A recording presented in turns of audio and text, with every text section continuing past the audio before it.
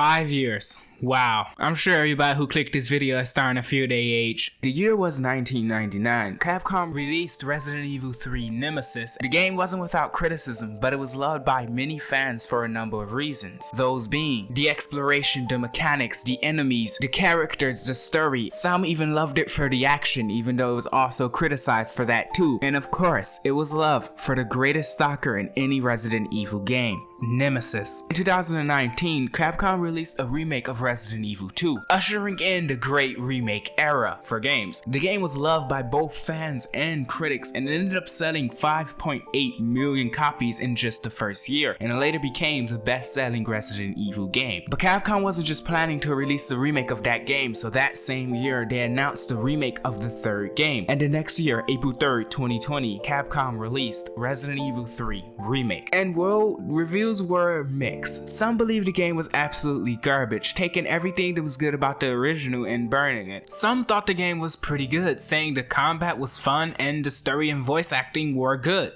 And some were in the middle. They thought the game was fun, but at the same time they wished it was more faithful to the original. But there was two things that everyone could agree on, and that's the game is way too short and what did they do to my boy? But now that 5 goddamn years have passed, I think it's a good time to look back at this game and decide if it was a hitting masterpiece or if it was just trash. Spoiler alert, it was none of those.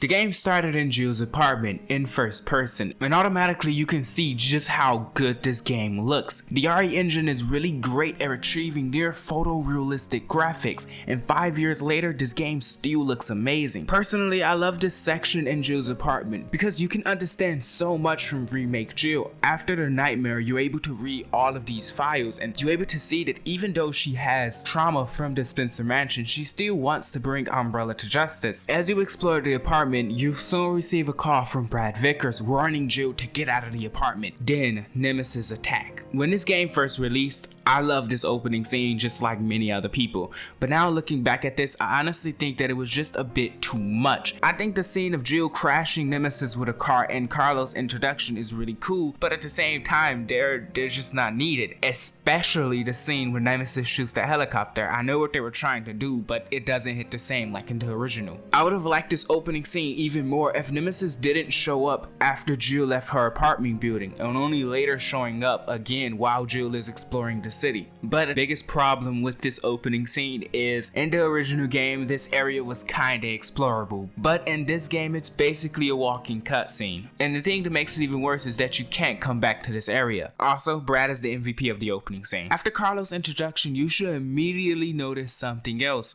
Carlos has amazing hair, but it ain't just Carlos. Most of the characters in this game have great hair. It's like they took most of the time to make sure the characters had great hair. Carlos and many of the characters in this game hair looks so good that even though Resident Evil 4 Remake came out after this, their hair looks better than most of the characters in that game. After this, Jill decides to help the UBCS get the survivors out of Raccoon City, and this is where the game really starts. After leaving the subway, you are finally able to explore Raccoon City. If you played the original game, you immediately notice just how many streets are missing. The city looks amazing and feels alive. It just sucks that so much is missing in this area. And not only that, this area also is extremely linear, and I remember that being a huge problem with this game, and well, it still kinda is.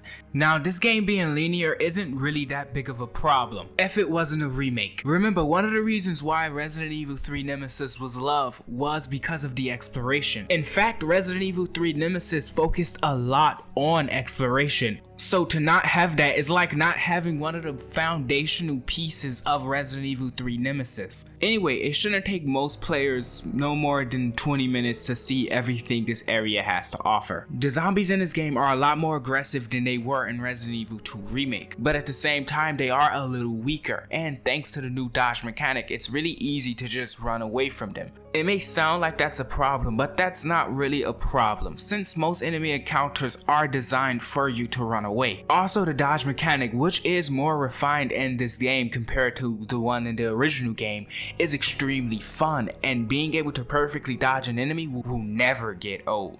Anyway, as you're going to the substation to reactivate the power, you'll notice a giant nest. After you arrive to the substation, you realize that you have to go into that nest to reactivate the power. Then Jill is attacked by a Drain Demos. And Jesus Christ, can I show this on YouTube? How is this even allowed in this game? Anyway, after the Drain Demos does some questionable things to Jill, you will notice that she has an STD. And if you don't use a green herb to get rid of that STD, this will happen. This section is the first section I think you have to run away from, because those little shits will just continue to come. Like, these little shits are extremely weak and it don't take much to take them down, but they keep on coming. One of the areas this game really excels at is how intense it gets at some times, and this is one of those areas. It just sucks that I really don't like this part, and it's not like a jab at this game, I just don't like areas like this in any game. After reactivating the power, Nemesis would attack as you're returning to the subway office, and this shit was cool as hell on every single playthrough. However, it didn't last long. Not only was it extremely easy to get past Nemesis, he also just refused to follow me. I saw videos of Nemesis following people into the save room. I wish that happened to me, but it just didn't. And not only that, on both playthroughs, I only had one unscripted appearance from Nemesis, and I liked it so much because he managed to kill me, but he just never showed up again. I don't know, maybe it was just me, maybe I had some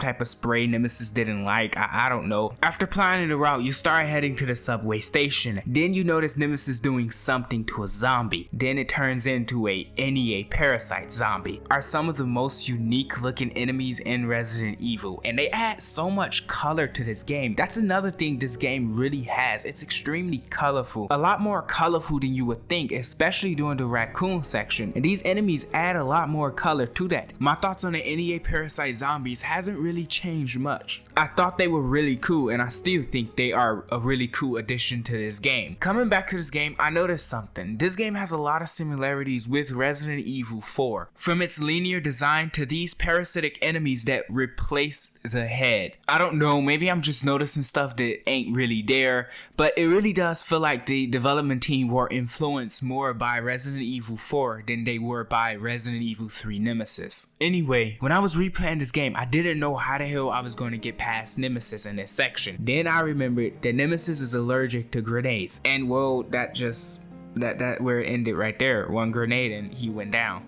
So if you're not like me, it should be really easy to get past this section. But if you are like me, it's gonna be way harder than it should be, because you decide this is the perfect moment to pick up everything you missed. And I know that most players are like that. But you know something that made me real mad when playing this part? That once Nemesis get back up, he just refused to follow you into the stores. Like, what is he, a fucking vampire? Get in here and beat my ass already. Anyway, after you return to the subway, Nemesis would follow you there. And this is the best chase scene in this entire game. Matter of fact, this is the only good chase scene with Nemesis in this game. On my first playthrough, this chase was so intense, using the electric box to slow him down, trying to escape into the sewers before he give you the backhand. I felt every moment of it. Just everybody forget he's allergic to grenades, because I decided to use a grenade on my second playthrough, and that ruined this entire moment because once again, Nemesis went down. Now the sewers. While exploring the sewers, you run into your first Hunter Gamma, and I think this is one of the best enemy introductions in Resident Evil, because it's just so unexpected, and when it happened, you're just like, what the hell, what? And they look really creepy too.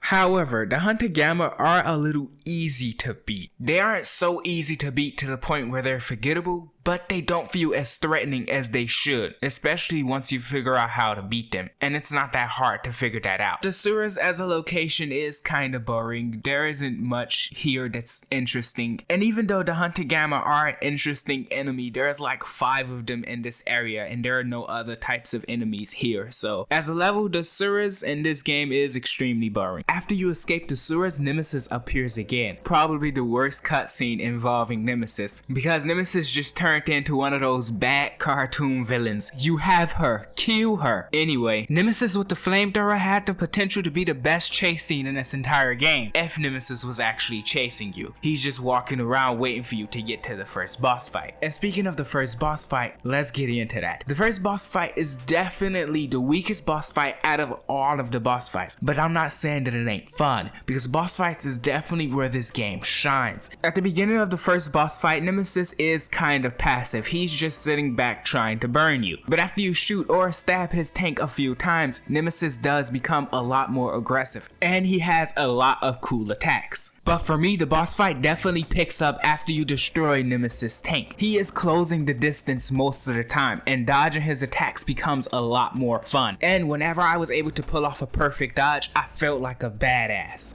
And this is the first time in this game where I felt satisfied after beating Nemesis. I just wish I remembered that after you defeat him, you can't pick up the items in the arena anymore. Soon after this boss fight, you get Nemesis with his iconic rocket launcher. This was one of the saddest chase scenes to me, because not only is this the last chase scene, but it's also the worst, because it feels like Nemesis is not even trying to hit you with the rocket launcher, and the only time where he kind of feels threatening is when he gets up close, and if you're really good at dodging, again, you could easily get past him. But even though this chase scene was really bad, we do get some great Nemesis content after this, and that's the second boss fight. Also, this cutscene was really good. I know Carlos section does come after this chase scene, but I want to talk about the second boss fight. For me, the second Nemesis boss fight is definitely the best boss in this entire game. Nemesis is more aggressive in this fight, and like what I said with the first boss fight, dodging his attacks just makes you feel like a badass. And not only that, this boss is extremely cinematic to the point where you feel like you're playing in a goddamn movie, and that could have been this game's selling point, the ability to feel like you're playing in a movie, because that's how most of these boss fights feel. They make you feel like you're playing in a good Resident Evil movie. I definitely forgot how good these boss fights were. Just so you can understand how much I like this boss fight, my only complaint with this boss fight is when Nemesis starts running across the building, Jill continues to give you hints on what to do after you figure out what to do. Let's get to the Carlos sections. The Carlos sections is everything good about this game. The gameplay is fun as hell, and as much as I like dodging with Jill, being able to punch something in the face if you shove them with your shoulder as they're about to attack is the perfect replacement. And you also get a goddamn assault rifle. The assault rifle is literally the best weapon in this game. It is so fun to play with that.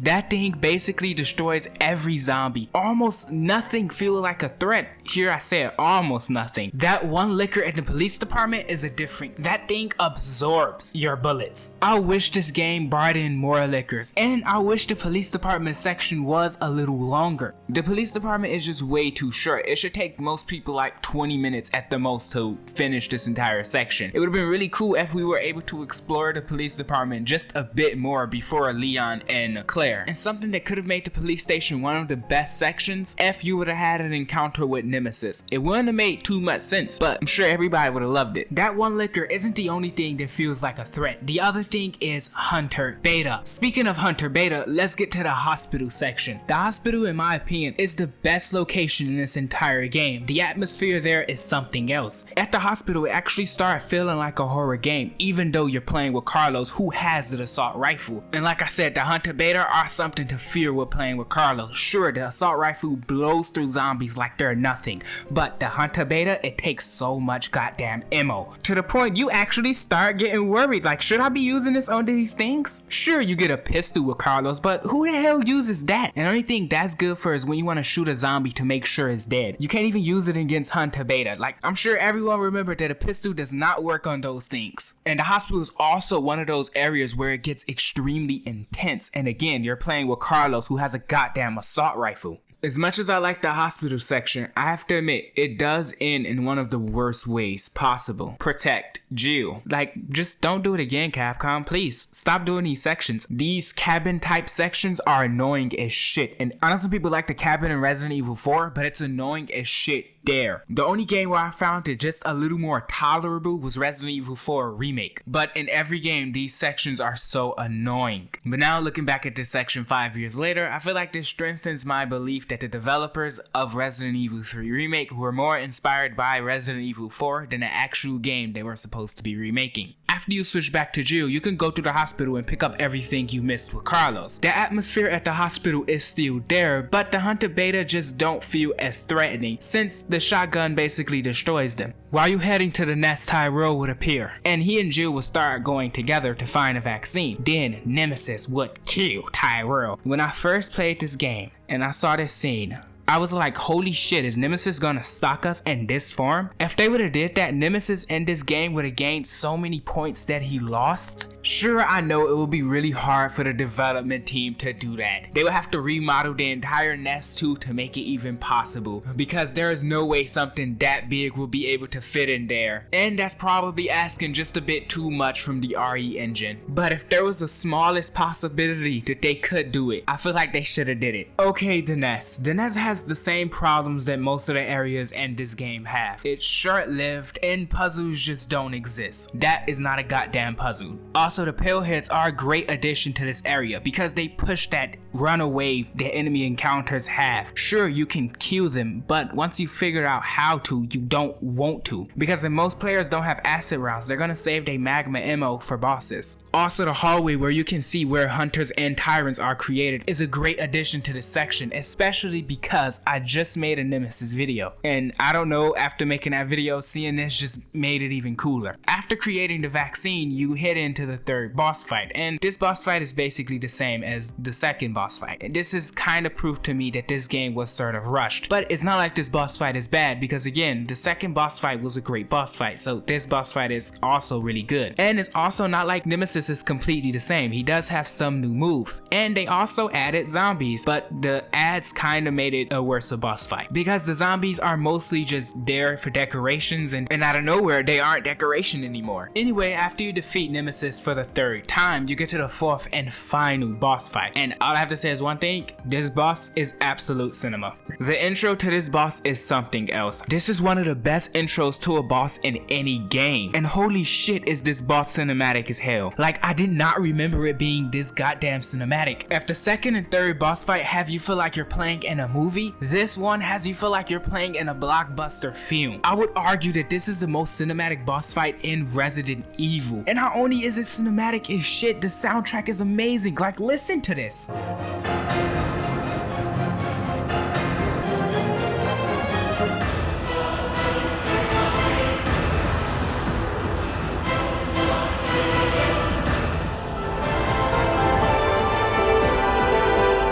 If you watch my Nemesis video, I was gonna use this soundtrack for that scene. I kinda wish I did use this. Love or hate this game, you have to admit, the soundtrack is fucking fire. Also, this scene is cool as shit. I don't care what nobody says. This right here is cool as hell. It don't make sense though. Lots of shit in Resident Evil don't make sense. I feel like I said this before, but just from the boss fights alone, you can tell how many talented people worked on this game. I just wish that this game was longer. And it also gives the feeling that they were rushed. I don't know if they really were, but it gives that feeling. So far, I haven't talked much about the story, so I guess I'm just gonna go through things that I liked about the story and things that I didn't. Starting with the characters. I have little to no complaints with how most of the characters were portrayed in this game, and it's a shock to me, because when I was coming into this game again, I was so ready to hate Jill, because I remember not liking her, and I had just watched Dead Island, and her character left a bad taste in my mouth. But after I played through this game and really paid attention to her character, I realized just how well written she is. Jill in the remake is a little more emotional than she was in the original. She also isn't as kind, nor is she as caring, but she also wants people to look at her as not caring and unbothered.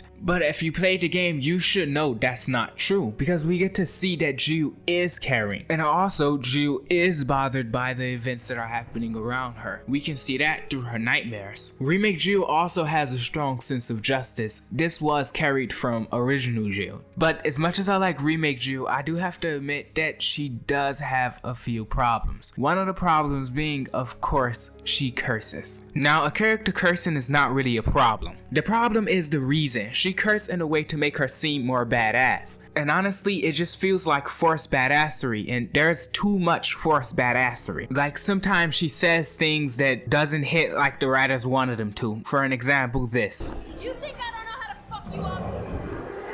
But that's not the biggest problem with this character. The biggest problem is she is supposed to be a remake version of Jill. Well, I don't really mind the changes now. I do have to admit she is supposed to be a remake of a specific character, but instead Capcom created an entirely new character. Now with Carlos. Carlos is a character that I have zero complaints with. Like, there's no problem with his character. I love everything about him in this game. The changes they made were perfect. This game for me took a character who I didn't care for for much and turned him into somebody lovable. And also, Carlos and Jules' relationship is way better than I thought it was gonna be. I honestly thought it was gonna get the Leon and Claire's treatment, but their relationship does not feel awkward, it feels natural, and I loved almost every interaction they had together. Now with Nikolai, I have little complaints with the changes they made to his character, and Nikolai is still a really great antagonist, and I would even understand if somebody say he's a better antagonist in this game than he is in the original. However, I do have some problems with Nikolai's story, and one of them is Nikolai's fate is undetermined because there are multiple endings to his story. But in this game, you kinda have a feeling what happens to him. He may have found a way to get out of Raccoon City, but it's extremely unlikely. Also, I have the problem with the company Nikolai was working for. This is not really a problem with this game, but a problem with Resident Evil as a whole. One of the companies Capcom just seems to always forget about is Umbrella's mysterious rival company. Like, at first I thought it was Tricell, but after a few research I realized that it can't be Tricell, nor could it be the Connections. So who the hell is this company?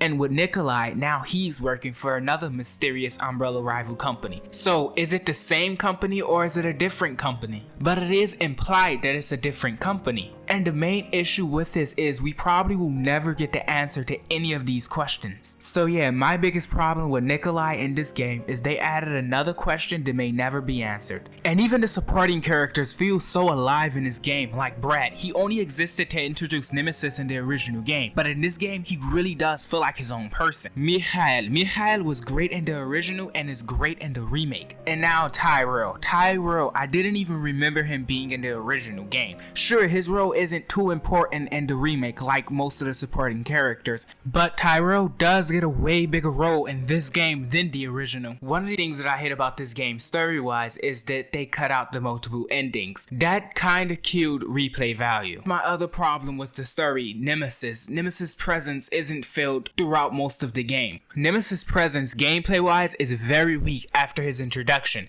and story-wise is very weak after the second boss fight. Unlike in the original game, Nemesis' presence is felt throughout most of it because he was a constant threat to Jill. But in the remake, he's really only a threat during the boss fights. Those are really my main complaints when it comes to the story. Other than that, the story is really good, and if I really go deep into all the things I liked about the story, this video might end up being like 5 hours long. When this game first came out, I honestly thought it was fun as hell, and personally, I didn't really get too much of the hate. I understood why some people didn't like Jill because I personally didn't like her, and I understood why people was mad that the game was too short, and of course what this game did with Nemesis. But at the same time, I feel like the gameplay made up for most of it until I played the original game, and then my relationship with this game sort of changed. I started really not liking it, and then that's not the only thing. I also watched a lot of videos that were shitting on this game, so automatically this game became horrible. But now that I came back to it and played through it again, I see the game is still as fun as I remember, and 5 years later I'm really able to appreciate a lot of the good things about this game. The graphics look amazing, like the character models. I already mentioned it, but the hair. The character's hair in this game looks better than the character's hair in Resident Evil 4. Also the enemy models. The enemies look great in this game. They look perfect, in fact. Even Nemesis, his design is fucking fire, bro. This game has some of the best mechanics in Resident Evil, and the action is definitely some of the best. And I don't care what nobody say, to me this game has perfectly good replay value. But I do also have to admit that the problems of this game is just too much. And two of the biggest problems is that it's way too short and there isn't any side content. Those is the two reasons why I wouldn't tell anyone to buy this game. It just doesn't feel like it's worth the price. But if companies take the Nintendo route and make their games $80, this short game's price is looking pretty good. And of course there's other problems like Nemesis being disrespected in this game. And nowhere should Mr. X be more threatening than Nemesis. Things that are supposed to be puzzles, but if they aren't even puzzles. And of course the cut content. The cut content is a problem because this is supposed to be a remake. And even then, if they would have added enough to make up for that, I'm sure most people would have forgave them. But with the game being short and with so much cut content, it just feels like the stuff was cut for no reason. The biggest problem to me with this game is it's not what it could have been. This game had the potential to be a 10 out of 10. In fact, I would go so far as to say this game had the potential to be the best Resident Resident Evil game. Look, I'm already biased to anything that has to do with Raccoon City, but if they would have did better with Nemesis, and if they would have went more deeper into exploration, this game to me could have been the best Resident Evil game. But even with all of this game's flaws, I have to admit, I had a lot of fun playing it. And isn't that the entire purpose of a game? To have fun? If you liked this video, you can give it a like. If you didn't, thank you for the watch time. We're making this video, I noticed that I'm not a critic, I'm just some bird in the room, and I might not ever do this type of video again because of that reason. This is the video that was supposed to come out last week, and because I'm not a critic, I rewrote this script so many times. I even recorded this whole video and then re-recorded it again because my first script was literally just me talking shit about this game. And if I would have released that video, it wouldn't have been true because I had a lot of fun playing it. And also, I felt like that video was just me taking the easy way out because there are just so many videos talking shit about this game and I was just reusing their points. So I wanted to give my honest opinion on this game, and my honest opinion is, sure, it has problems, but it's fun, so it's good. And also, if you decide to go back to this game because of my video, I feel like I succeeded. But if you end up going back to this game, don't really think about what this game could have been. Just play it for what it is, and I'm sure you're gonna enjoy your experience a lot more. Anyway, if you like anything horror game related, you can think about subscribing. The next video is going to be a Bird's Tale for those that missed it. And if you don't know what a Bird's Tale is, click on this playlist. I'm sure you're gonna figure out what it is after that. Also, if you have anything you want me to cover, write it down in the comments. You still here?